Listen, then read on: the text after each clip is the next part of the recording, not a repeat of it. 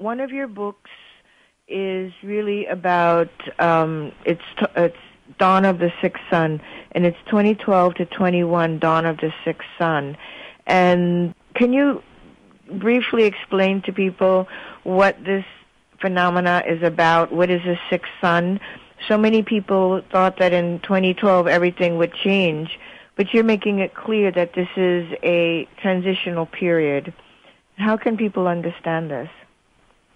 Because now we are in 2016, so like the main effect about 2012 has like a little bit, is not in everyone's mind.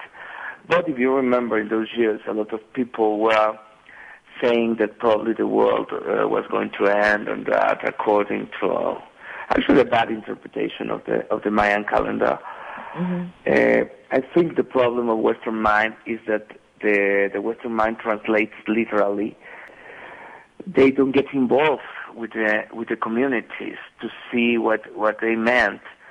So, for example, for the ancient Mexicans, both Mayans, Toltecs, the actual nahuatl-speaking groups, to die means a major change. So all those 100 books that came out of the end of the world and came from three lines that the ancient ones left in the oral tradition that said the fifth sun will end with earthquakes, there will be a lot of suffering, and everyone will die. From that, they came that was the end of the world and whatever. I always said, much before the 2012, that wasn't quite accurate, because suns, what they are named suns, the long count of the Aztec calendar, that actually is not Aztec. The Aztec carved the sun stone, but it came from the other cultures before, is of 26,500 years. In the ancient Mexico, everything was split into four, because they say that the cosmic order of the mother was split into four, because that's why four elements for different phases of the moon, for two solstices and two equinoxes, four elements, that is everywhere. So they split the long count into four. That gives you periods of 6,625 years. And then each of those are called suns. For this is a little bit different between the Mayans, because the Mayans, they have a count that is more like, for example, their period that they name kin. For example, it can finish one kin today and the other start tomorrow. For the ancient Nahuatl cultures, it wasn't like that. It was more like in nature, nature that, for example, in the sun rising, there is a still night, then slowly comes the night, the light, and then it becomes day. So the period of transition started in 1991 with a full eclipse that happened in Mexico City, and is finishing in 2021, like the transition between the fifth and the sixth sun.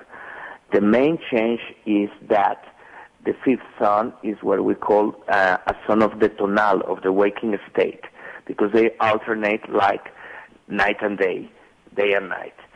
So it was a sun of the day, of light. That doesn't mean I would one. So when we are awake, we have opened the eyes, so we are looking outside. So where was God? Outside. Where was medicine? Outside. Satisfaction? Outside. So the sons of light are very good for religions, like the one that is ending, are very good for outside medicine, from herbal doctors, whatever. For war, you need to conquer the others. Now we're entering in a sixth sun that is like closing the eyes. So if you close the eyes, you have to go to your inside. So dreams are very important. Your underworlds, your own psyche. And if you see, because we have been very lucky to be in the transition between both suns, it has happened. I remember how life was a lot simpler, like 20 years ago. People were satisfied with a good job, a family, going to whatever religion they have. Now, everyone is looking something else. the medicine is not working for almost anyone, or for many. Things are really, really changing, and people are facing, like, if they don't know how to deal with this, with a lot of suffering. So the prophecy of the ancients came. So the fifth sun will finish with earthquakes, physical ones actually, but also with the inner earthquake. And why everyone will suffer? Because humans doesn't like to change. And everyone will die if everyone will change in a certain way, because also the physical death is a change. But many others will be forced to change of beliefs, of systems, and sometimes you're forced by a terrible sickness, or by financial problems, or by to be, for example, I see now politics and all these things that people is really disappointed all over the world.